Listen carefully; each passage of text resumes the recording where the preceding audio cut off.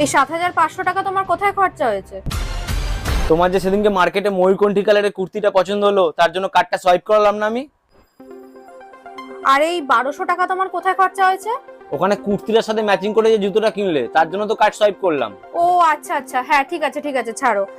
কিন্তু এই ২৩,৫৭৫ টাকা তোমার কোথায় খরচা হয়েছে?